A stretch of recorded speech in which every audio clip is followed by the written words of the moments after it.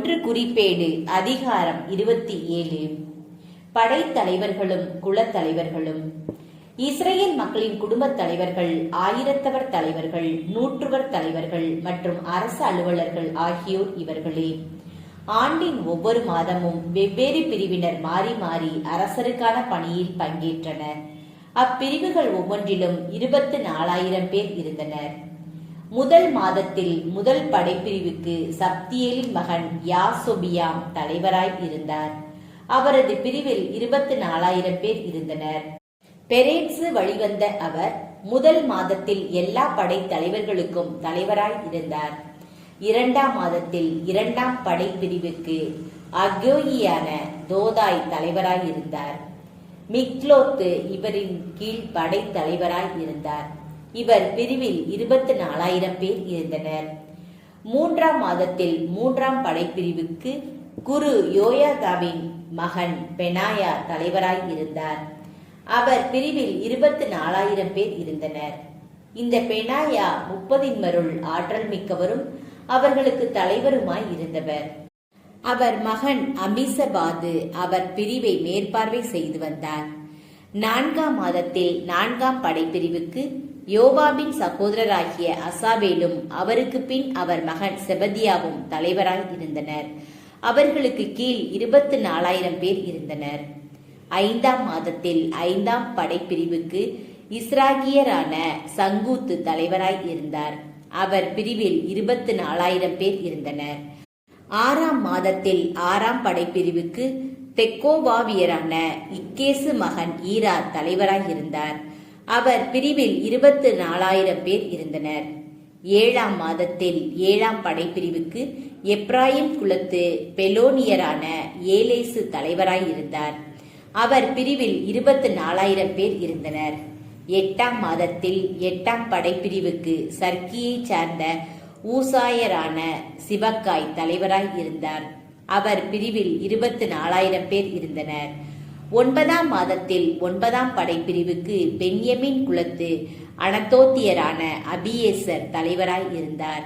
அவர் பிரிவில் 24,000 பேர் இருந்தனர்.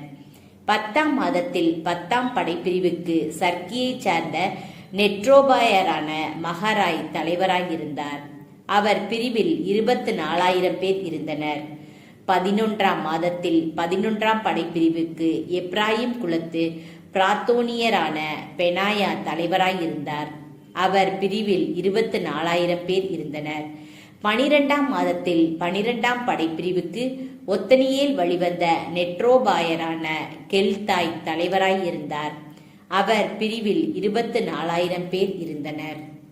இஸ்ரேல் குல நிர்வாகம்.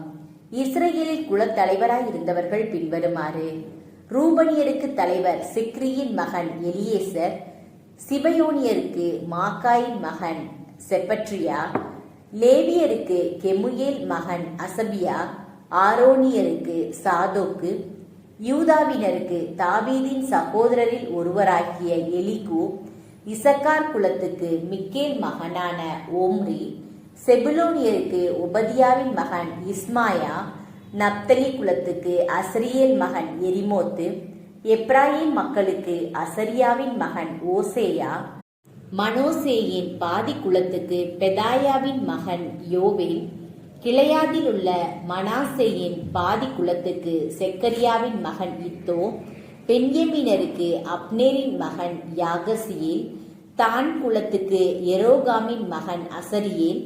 இவர்கள் இஸ்ரேல் குலங்களுக்கு தலைவர்களாய் இருந்தனர்.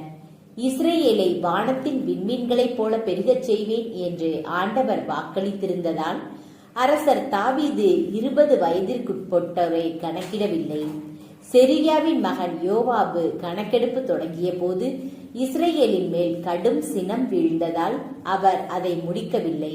எனவே அரசர் தாவீதின் குறிப்பேட்டில் எண்ணிக்கை இடம்பெறவில்லை. அரச உடைமைகளின் நிர்வாகம். அரசரது கருவூலத்திற்கு அதியேல் மகன் அஸ்மாவேத்து பொறுப்பேற்றிருந்தார். வயல்வெளிகள், நகர்கள், சிற்றூர்கள், கோட்டைகள் ஆகியவற்றில் இருந்த கருவூலங்களுக்கு உசியாவின் மகன் யோனத்தான் பொறுப்பேற்றிருந்தார். வயல்வெளியில் உழைக்கும் விவசாயிகளுக்கு கெலூபின் மகன் எஸ்ரி கண்காணியாய் இருந்தார். திராட்சை தோட்டங்களுக்கு ராமாவை சார்ந்த சிமையி, திராட்சை ரச கிடங்குகளுக்கு சிமியரான சப்தி, செபேலாவின் ஒலிவ மரங்களுக்கும் அத்தி மரங்களுக்கும் கெதேரியரான பாகால் கானான், எண்ணெய் கிடங்குகளுக்கு யோவாசு, சாரோனின் மாட்டு மந்தைகளுக்கு சாரோனியரான சித்ராய், பள்ளத்தாக்குகளின் மாட்டு மந்தைகளுக்கு அத்லாயின் மகன் சாபாத்து, ஒட்டகங்களுக்கு இஸ்மயலேரான ஓபில், கழுதைகளுக்கு மெரோனோவியரான எகுதியா, ஆட்டு மந்தைகளுக்கு ஆகாலியரான யாசீசு. இவர்கள் எல்லாரும் அரசர் தாவீதின் உடைமைகளுக்கு பொறுப்பாளர் ஆவர். தாவீதின் சிறப்பு ஆலோசகர். தாவீதின் சிற்றப்பா யோனத்தான் விவேகமிகு ஆலோசகரும் எழுத்தருமாய் இருந்தார். அவரும் அக்மோனியின் மகனான எகியேலும் அரசரின் புதல்வர்களுக்கு பொறுப்பேற்றிருந்தனர். அகித்தோபல் அரசரின் ஆலோசகர். அர்கியரான ஊசாய் அரசரின் நண்பர். அகித்தோபலுக்கு பின் பெனாயாவின் மகன் யோயாதாவும் அபியத்தாரும் அவர் பதவியை ஏற்றனர். யோவாபு அரசரின் படைத்தலைவராய் இருந்தார்.